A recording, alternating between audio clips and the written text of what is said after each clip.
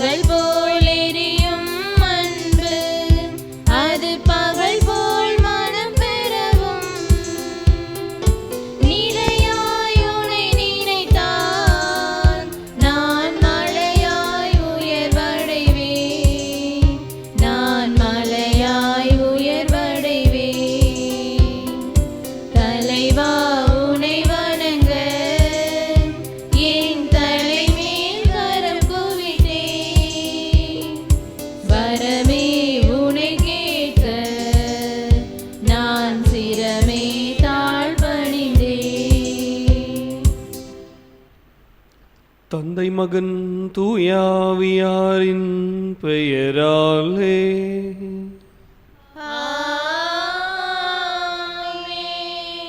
நம் ஆண்டவராகிய இயேசு கிறிஸ்துவின் அருளும் கடவுளின் அன்பும் தூய ஆவியாரின் நட்புறவும் உங்கள் அனைவரோடும் இருப்பதாக.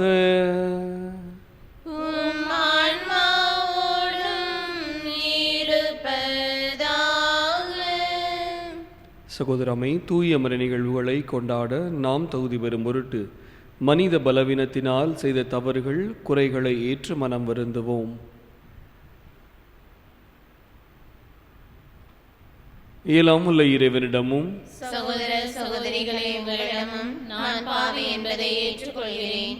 ஏனெனில் என் சிந்தனையாலும் சொல்லாலும் செயலாலும் கடமைகள் தவறியதாலும் பாவங்கள் பல செய்தேன். என் பாவமே, என் பாவமே, என் பெரும் பாவமே. ஆகையால் எப்பொழுதும் கன்னியான புனித மரியாளையும் வானதுதர் புனிதர் அனைவரையும் சகோதர சகோதரிகளே உங்களையும் நம் தேவனாகிய ஆண்டவரிடம் எனக்காக வேண்டிக் கொள்ள மன்றாடுகிறேன். இயலாம் உள்ள இறைவன் நம் மீது இரக்கம் வைத்து நம் பாவங்களை மன்னித்து நம்மை நிலை வாழ்வுக்கு அழைத்துச் செல்வாராக. ஆமென்.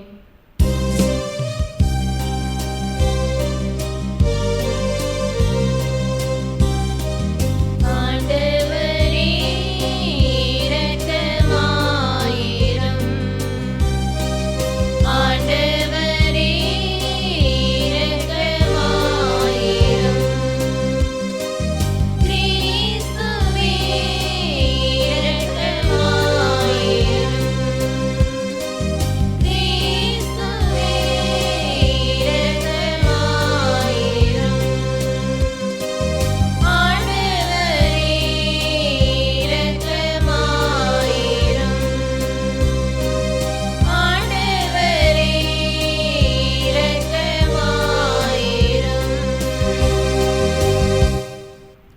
மன்றாடுவோமாக. எல்லாம் வல்ல இறைவா, உமது இரக்கத்தில் நம்பிக்கை வைத்து உம்மை மன்றாடு மக்களோடு உடனிருந்து அவர்களை கனிவுடன் காத்தருளும். அதனால் பாவ மாசுகளிலிருந்து தூய்மைப்பட்ட மக்கள் புனித வாழ்வில் நிலைத்திருந்து உமது வாக்குறுதியின் உரிமையாளர்களாய் வாழ்வார்களாக. உமோடு தூயாவியானவரின் ஒன்றிப்பில் இறைவனாய் என்றென்றும் வாழ்ந்து ஆட்சி செய்கின்றவர் வழியாக உமை மன்றாடுகின்றோ. ஆமென்.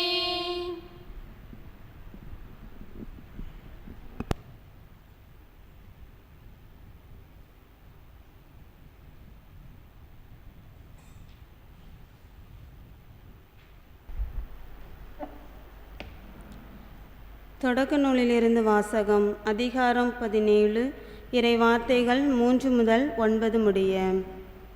ஆபிராம் பணிந்து வணங்க கடவுள் அவரிடம் கூறியது: உன்னுடன் நான் செய்து கொள்ளும் உடன்படிக்கை இதுவே. எண்ணற்ற நாடுகளுக்கு நீ தந்தையாய் ஆவாய். இனி உன் பெயர் ஆபிராம் அன்று ஆபிரகாம் என்ற பெயரால் நீ அழைக்கப்படுவாய். ஏனெனில் எண்ணற்ற நாடுகளுக்கு உன்னை நான் மூதாதையாக்குகிறேன். மிக பெருமளவில் உன்னை பலுகச் செய்வேன். உன்னிடமிருந்து நாடுகளை உண்டாக்குவேன். உன்னிடமிருந்து அரசர்கள் தோன்றுவர். தலைமுறை தலைமுறையாக உன்னுடனும் உனக்கு பின்வரும் உன் வழிமரபினருடனும் என்றுமுள்ள உடன்படிக்கையை நான் நிலைநாட்டுவேன். இதனால் உனக்கும் உனக்கு பின்வரும் உன் வழிமரபினருக்கும் நான் கடவுளாக இருப்பேன். நீ தங்கியிருக்கும் நாட்டையும் கானான் நாடு முழுவதையும் என்றுமுள்ள உரிமை சொத்தாக உனக்கும் உனக்கு பின் உன் வழிமரபினருக்கும் வழங்குவேன். நான் அவர்களுக்கு கடவுளாக இருப்பேன் என்றார். மீண்டும் கடவுள் ஆபிரகாமிடம், நீயும் தலைமுறைதோறும் உனக்கு பின்வரும் உன் வழிமரபினரும் என் உடன்படிக்கையை கடைபிடிக்க வேண்டும் என்றார். ஆண்டவர் வழங்கும் அருள்வாக்கு. பதிலுரை பாடல் பல்லவி. ஆண்டவர் தமது உடன்படிக்கையை என்றென்றும் நினைவில் கொள்கின்றார். ஆண்டவர் தம் உடன்படிக்கையை என்றென்றும் நினைவில் கொள்கின்றார். ஆண்டவரையும் அவரது ஆற்றலையும் தேடுங்கள், அவரது திருமுகத்தை இடையராது நாடுங்கள். அவர் செய்த வியத்தகு செயல்களை நினைவு கூறுங்கள். அவர்தம் அருஞ்செயல்களையும் அவரது வாய்மொழிந்த நீதி தீர்ப்புகளையும் நினைவில் கொள்ளுங்கள். பல்லவி. ஆண்டவர் தம் உடன்படிக்கையை என்றென்றும் நினைவில் கொள்கின்றார். அவரின் ஊழியராம் ஆபிரகாமின் வழிமரபே, அவர் தேர்ந்து கொண்ட யாக்கோப்பின் பிள்ளைகளே, அவரே நம் கடவுளாகிய ஆண்டவர். அவரின் நீதி தீர்ப்புகள் உலகம் அனைத்திற்கும் உரியன. பல்லவி. ஆண்டவர் தம் உடன்படிக்கையை என்றென்றும் நினைவில் கொள்கின்றார். அவர் தமது உடன்படிக்கையை என்றென்றும் நினைவில் கொள்கின்றார். 1000 தலைமுறைக்கென தாம் அளித்த வாக்குறுதியை நினைவு கூறுகின்றார். ஆபிரகாமுடனும் தாம் செய்து கொண்ட உடன்படிக்கையையும் ஈசாக்குக்கு தாம் ஆணையிட்டு கூறியதையும் அவர் நினைவில் கொண்டுள்ளார். பல்லவி. ஆண்டவர் தம் உடன்படிக்கையை என்றென்றும் நினைவில் கொள்கின்றார்.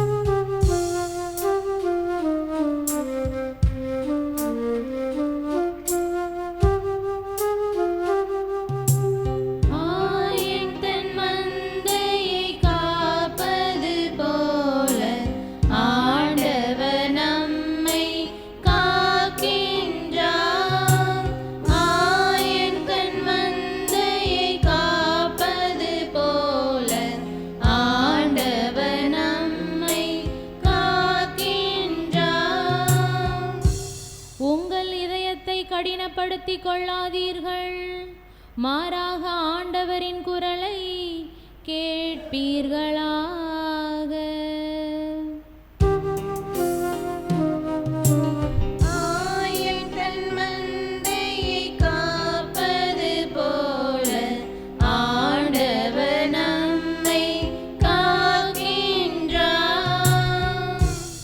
ஆண்டவர் உங்களோடு இருப்பாராக. உம் ஆன்மாவோடும் இருப்பாராக. யோவான் எழுதிய தூய நற்செய்தியிலிருந்து வாசகம். ஆண்டவரே, மாட்சி உமக்கே. அதிகாரம் 8 இறை வசனங்கள் 51 முதல் 59 முடிய. யோவான் நற்செய்தி அதிகாரம் 8 இறை வசனங்கள் 51 முதல் 59 முடிய. அக்காலத்தில் இயேசு யூதர்களிடம், என் வார்த்தையை கடைபிடிப்போர் என்றுமே சாக மாட்டார்கள் என உறுதியாக உங்களுக்கு சொல்கிறேன் என்றார். யூதர்கள் அவரிடம், நீ பேய் பிடித்தவன்தான் என்பது இப்போது தெரிந்துவிட்டது. ஆபிரகாம் இறந்தார், இறைவாக்கினர்களும் இறந்தார்கள். ஆனால் என் வார்த்தையை கடைபிடிப்போர் என்றுமே சாக மாட்டார் என்கிறாயே. எங்கள் தந்தை ஆபிரகாமை விட நீ பெரியவனோ? ஆபிரகாம் இறந்தார், இறைவாக்கினரும் இறந்தனர். நீ யாரென்று நினைத்து கொண்டிருக்கிறாய் என்றார்கள். இயேசு மறுமொழியாக, நானே என்னை பெருமைப்படுத்தினால் அது எனக்கு பெருமை இல்லை. என்னை பெருமைப்படுத்துபவர் என் தந்தையே. அவரையே நீங்கள் உங்கள் தந்தை என்றும் சொல்கிறீர்கள். ஆனால் அவரை உங்களுக்கு தெரியாது, எனக்கு தெரியும். எனக்கு அவரை தெரியாது என நான் சொன்னால் உங்களைப் போல நானும் பொய்யனாவேன். அவரை எனக்கு தெரியும், அவருடைய வார்த்தையையும் நான் கடைபிடிக்கிறேன். உங்கள் தந்தை ஆபிரகாம் நான் வரும் காலத்தை காண முடியும் என்பதை முன்னிட்டு பேருவகை கொண்டார். அதனை கண்டபோது மகிழ்ச்சியும் கொண்டார் என்றார். யூதர்கள் இயேசுவை நோக்கி, உனக்கு இன்னும் 50 வயது கூட ஆகவில்லை, நீ ஆபிரகாமை கண்டிருக்கிறாயா என்று கேட்டார்கள். இயேசு அவர்களிடம், ஆபிரகாம் பிறப்பதற்கு முன்பே நான் இருக்கிறேன் என உறுதியாக உங்களுக்கு சொல்கிறேன் என்றார். இதை கேட்ட அவர்கள் அவர் மேல் எரிய கற்களை எடுத்தார்கள். ஆனால் இயேசு மறைவாக நழுவி கோவிலிலிருந்து வெளியேறினார். ஆண்டவரின் அருள் வாக்கு. கிறிஸ்துவே உமக்கு புகழ்.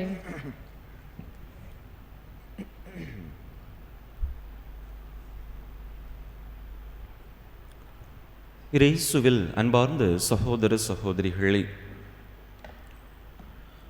தொடர்பு இடைவெளி அல்லது கம்யூனிகேஷன் கேப் என்பதை குறித்து நாம் கேள்விப்பட்டிருப்போம்.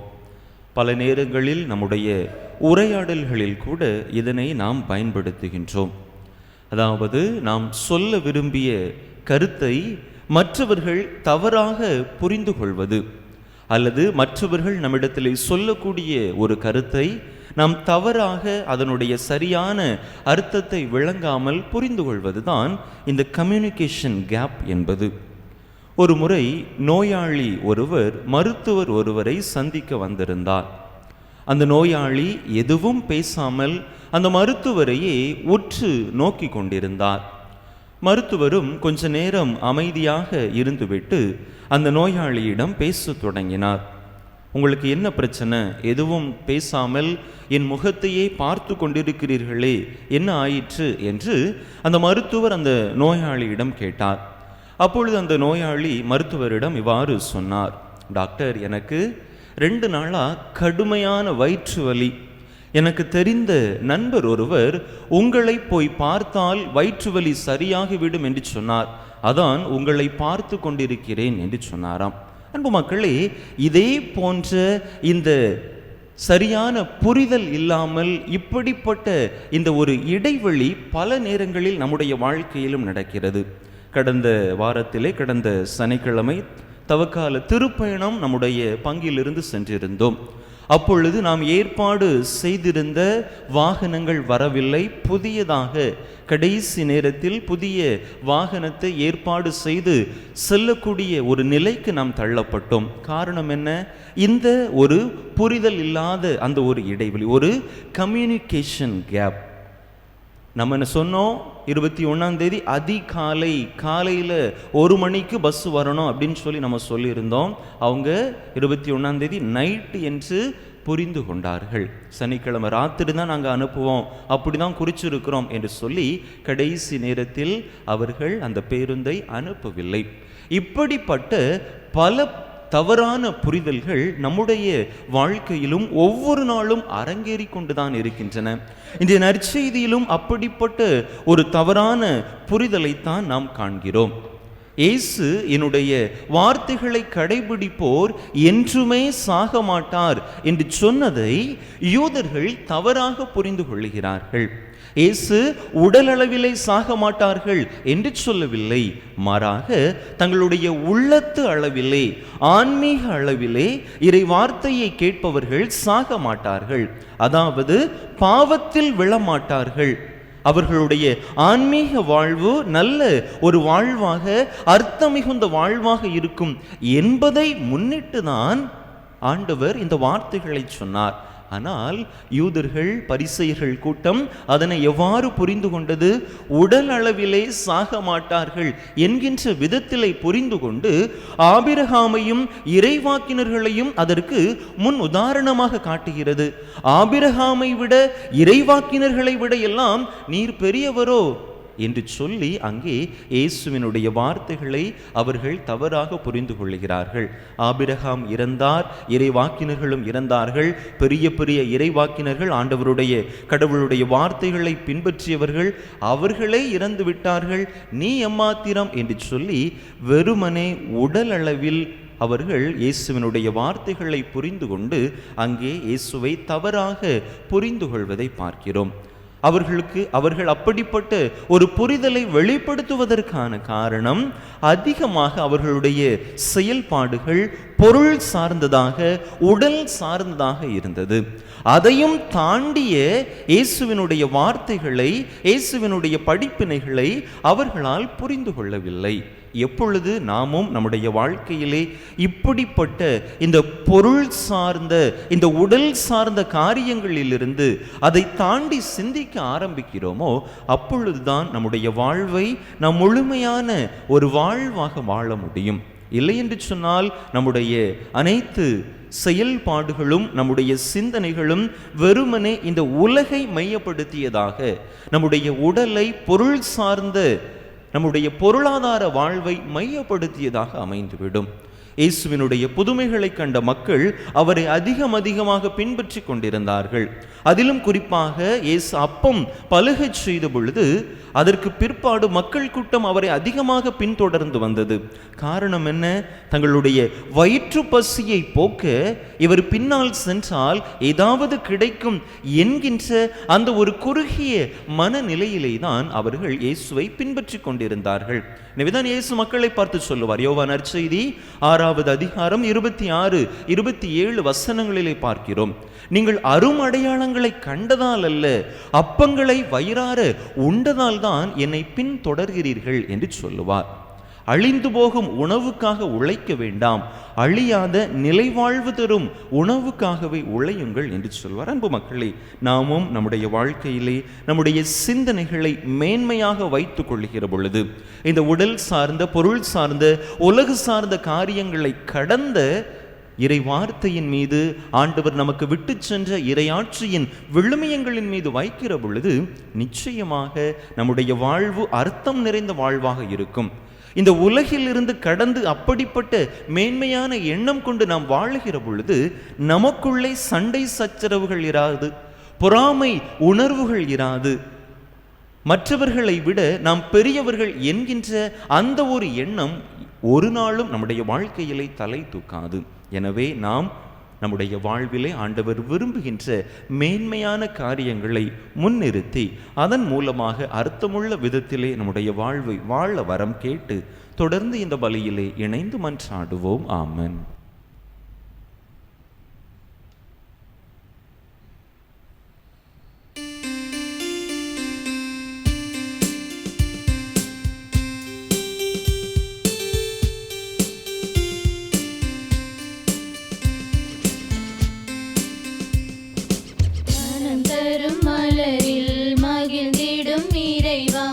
என் மனமேற்க தயக்கமோ, நான் காகித பூ என்ற வருத்தமோ, மனம் தரும் மலரில் மகிழ்ந்திடும் இறைவா, என் மனமேற்க தயக்கமோ, நான் காகித பூ என்ற வருத்தமோ.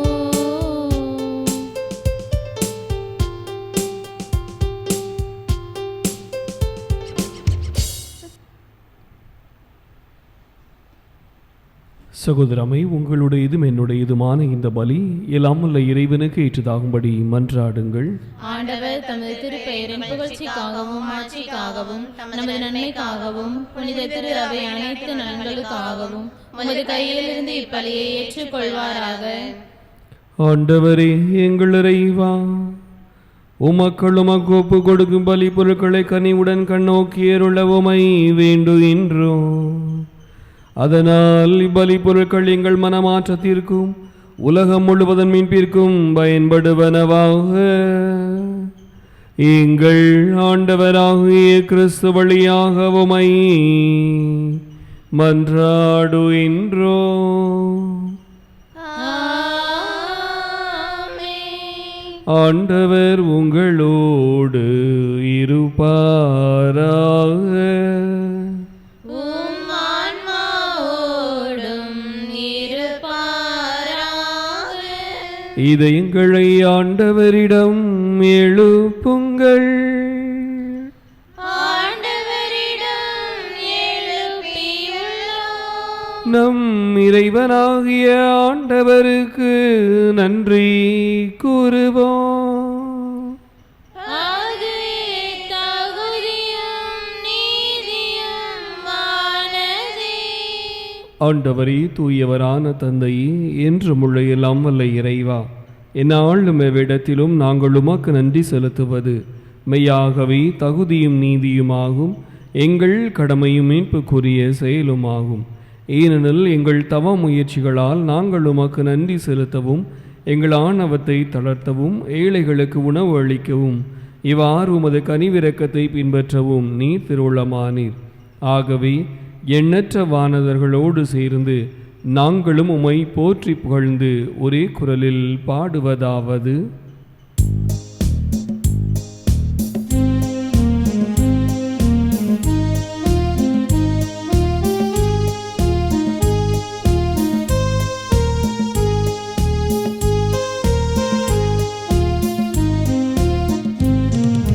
தூயவர் தூயவர் தூயவர் வான்படைகளின் கடவுளம் ஆண்டவர்.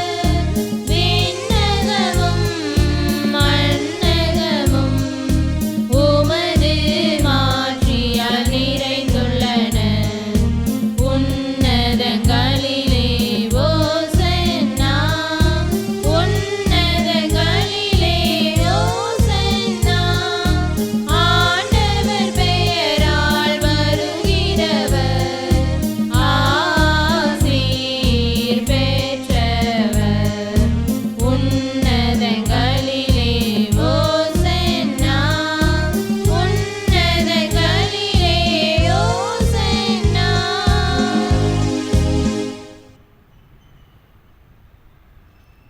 ஆண்டவரே, நீர்மையாகவே தூயவர், தூய்மை அனைத்திற்கும் ஊற்று.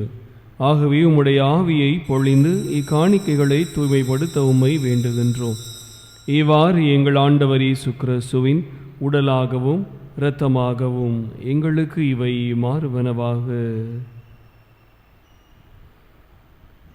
அவர் பாடுபட உள்ளம் கனிந்து தம்மை கையளித்த போது அப்பத்தை எடுத்து நன்றி செலுத்தி அதை பிட்டு தம் சிறகுகளுக்கு அளித்து அவர் கூறியதாவது: அனைவரும் இதிலிருந்து பெற்று உண்ணுங்கள், ஏனெனில் இது உங்களுக்காக கையளிக்கப்படும் என் உடல்.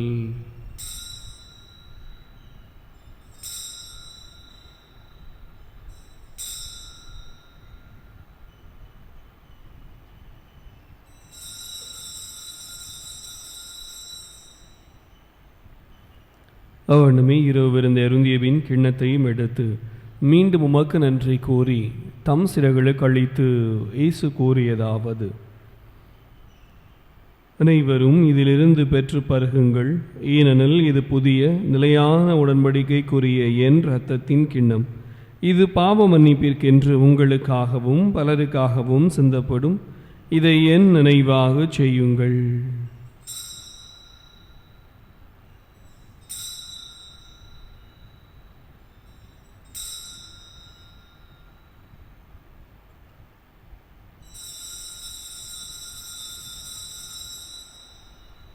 நம்பிக்கையின் மறைபொருள்.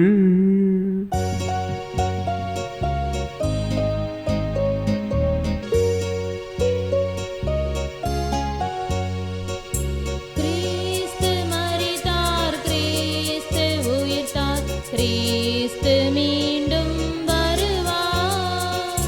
கிறிஸ்து மரித்தார், கிறிஸ்து உயிர்த்தார், கிறிஸ்து மீண்டும் வருவார். ஆகவே ஆண்டவரே, நாங்கள் கிறிஸ்துவின் இறப்பினையும் உயிர்ப்பினையும் நினைவு கூர்ந்து வாழ்வு தரும் அப்பத்தை மீட்பளிக்கும் கிண்ணத்தையும் உமக்கு ஒப்புக் கொடுக்கின்றோம். உம் திருமுனின்று ஊழியம் புரிய தகுந்தவர்களென எங்களை ஏற்றுக்கொண்டீர். எனவே நாங்கள் உமக்கு நன்றி செலுத்துகின்றோம். மேலும் கிறிஸ்துவின் உடலிலும் இரத்தத்திலும் பங்கு கொள்ளும் எங்களை தூய ஆவியார் ஒன்று சேர்க்க வேண்டுமென உமை தாழ்மையுடன் மன்றாடுகின்றோம்.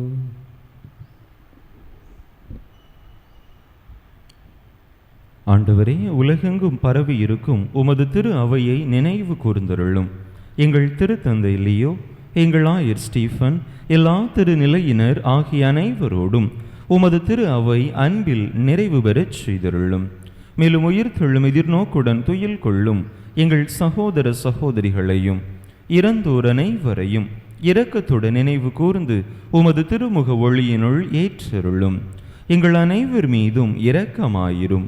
கடவுளின் கன்னித்தாயும் எங்கள் பாதுகாவலியுமான புனித ஜெபமாலை அன்னை, அவருடைய கணவரான புனித யோசேப்பு, புனித திருத்தூதர்கள், இவ்வுலகில் உமக்குகந்தவராயிருந்தோர் ஆகிய புனிதர் அனைவருடனும் நாங்கள் நிலை வாழ்வில் பங்கு கொள்ளும் தகுதி பெற்று உம் திருமகன் இயேசு கிறிஸ்து வழியாக உமை புகழ்ந்தேத்தும் வரமருள உமை மன்றாடுகின்றோம்.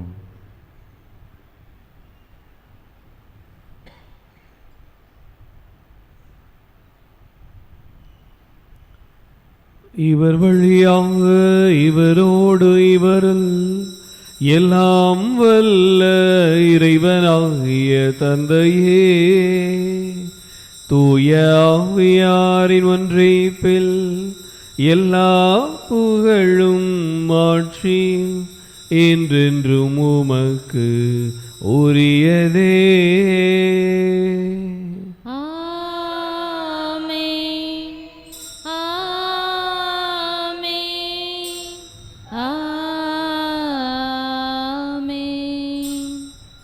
மீட்பரின் கட்டளையால் கற்பிக்கப்பட்டு இறை படிப்பினையால் பயிற்சி பெற்ற நாம் துணிவுடன் மன்றாடுவோம். விண்ணுலகில் இருக்கிற எங்கள் தந்தையே, உமது பெயர் தூயது என போற்ற பெறுக. உமது ஆட்சி வருக. உமது திருவுளம் விண்ணுலகில் நிறைவேறுவது போல மண்ணுலகிலும் நிறைவேறுக. எங்கள் அன்றாட உணவை இன்று எங்களுக்கு தாரும். எங்களுக்கு எதிராக குற்றம் செய்வோரை நாங்கள் மன்னிப்பது போல எங்கள் குற்றங்களை மன்னியும். எங்களை சோதனைக்கு உட்படுத்தாதேயும், தீமையிலிருந்து எங்களை விடுவித்தருளும். ஆண்டவரே, தீமை அனைத்திலுமிருந்து எங்களை விடுவித்து எங்கள் வாழ்நாளில் அமைதியை கனிவுடன் அருள உமை மன்றாடுகின்றோம். உமது இரக்கத்தின் உதவியால் நாங்கள் பாவத்திலிருந்து எப்போதும் விடுதலை பெற்று யாதொரு கலக்கோம் என்று மன மகிழ்வுடன் வாழ்வோமாக. நாங்கள் இது நோக்கி இருக்கும் பேரின்பத்திற்காகவும் மீட்பராக இயேசு கிறிஸ்துவின் வருகைக்காகவும் காத்திருக்கின்றோம். ஏனெனில் ஆட்சியும் வல்லமையும் ஆட்சியும் என்றென்றும் உமதே. ஆண்டவரே இயேசு கிறிஸ்துவே, அமைதியை உங்களுக்கு விட்டுச் செல்கின்றேன், என் அமைதியை உங்களுக்கு அளிக்கின்றேன் என்றும் திருத்தூதர்களுக்கு மொழிந்தீரே.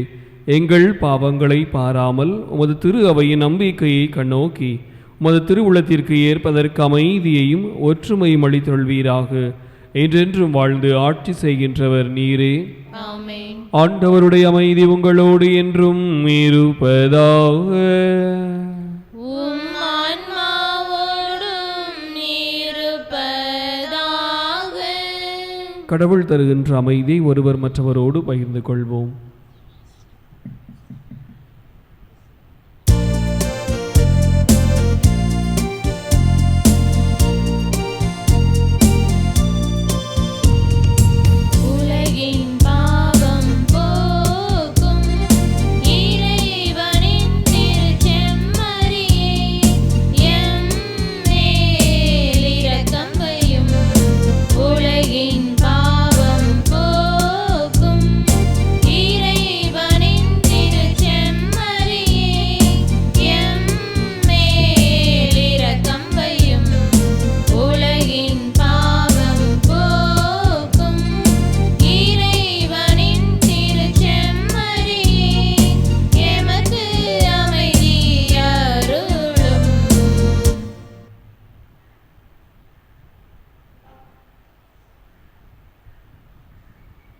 இதோ இறைவனின் செம்மறி, செம்மறியாம் இவரே உலகின் பாவங்களை போக்குகின்றவர். இச்செம்மறியுடைய விருந்திற்கு அழைப்பினை ஏற்றுள்ள நாம் அனைவருமே பேறு பெற்றோர். ஆண்டவரே, நீரின் இல்லத்தில் எழுந்தருளி வர நான் தகுதியற்றவள். ஆனால் ஒரு வார்த்தை மட்டும் சொல்லியருளும், எனது ஆன்மா நலமடையும்.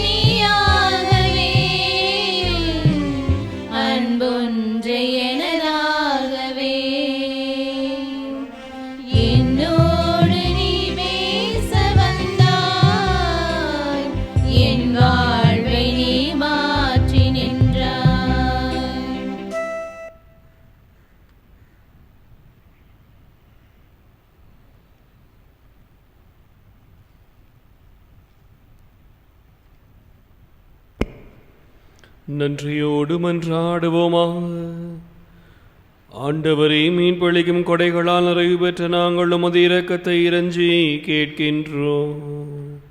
அதனால் இம்மை வாழ்வில் எங்களுக்கு ஊட்டமளிக்கும் இம்மறுவடையாளத்தால் நாங்கள் முடிவில்லா வாழ்வில் பங்கேற்க செய்வீராக.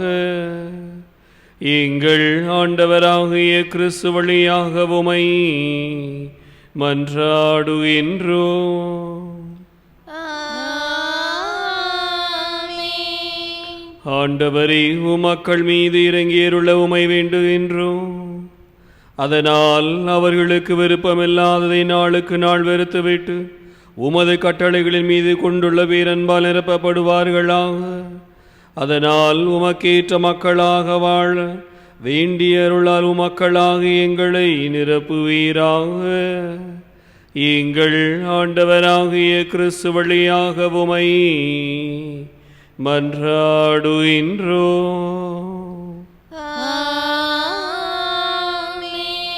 ஆண்டவர் உங்களோடு இருப்பாராக.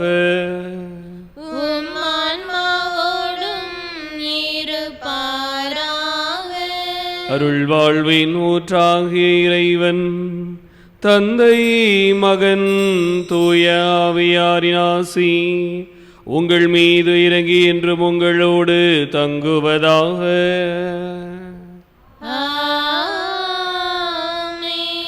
இறைவனின் ஆசி பெற்றவர்களா சென்று வாழுவோம். ஆண்டவர் நம்மோடு.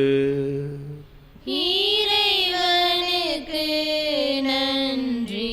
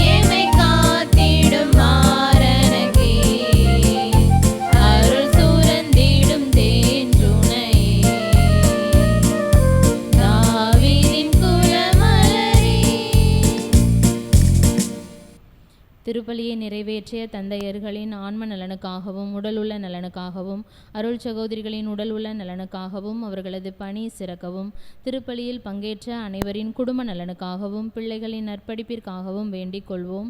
விண்ணுலகில் இருக்கிற எங்கள் தந்தையே, உமது பெயர் தூயது என போற்ற பெறுக. உமது ஆட்சி வருக. உமது திருவுளம் விண்ணுலகில் நிறைவேறுவது போல மண்ணுலகிலும் நிறைவேறுக. எங்கள் அன்றாட உணவை இன்று எங்களுக்கு தாரும். எங்களுக்கு எதிராக குற்றம் செய்வோரை நாங்கள் மன்னிப்பது போல எங்கள் குற்றங்களை மன்னியும். எங்களை சோதனைக்கு உட்படுத்தாதையும் தீமையிலிருந்து எங்களை விடுவித்தருளும். ஆமேன். அருள் நிறைந்த மரியே வாழ்க. ஆண்டவர் உம்முடனே பெண்களுக்குள் ஆசீர்வதிக்கப்பட்டவர் நீரே. உம்முடைய திருவயிற்றின் கனியாகிய இயேசுவும் ஆசி பெற்றவரே. புனித மரியே, இறைவனின் தாயே, பாவிகளாய் இருக்கிற எங்களுக்காக இப்பொழுதும் எங்கள் இறப்பின் வேளையிலும் வேண்டிக் கொள்ளும். ஆமேன். தந்தைக்கும் மகனுக்கும் தூய ஆவிக்கும் மாட்சிமை உண்டாவதாக. தொடக்கத்தில் இருந்தது போல இப்பொழுதும் எப்பொழுதும் என்றென்றும் இருப்பதாக. ஆமேன். புனித ஜெபமாலை அன்னையே, எங்களுக்காக வேண்டிக் கொள்ளும். புனித ஜெபமாலை அன்னையே, எங்களுக்காக வேண்டிக் கொள்ளும். புனித ஜெபமாலை அன்னையே, எங்களுக்காக வேண்டிக் கொள்ளும். நிலையான புகழுக்குரிய தூய இறை நற்கருணைக்கு எல்லா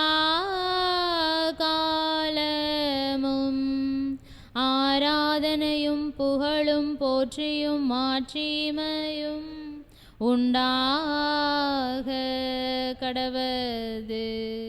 தந்தை மகன் தூய ஆவியாரின் பெயராலே ஆமேன்.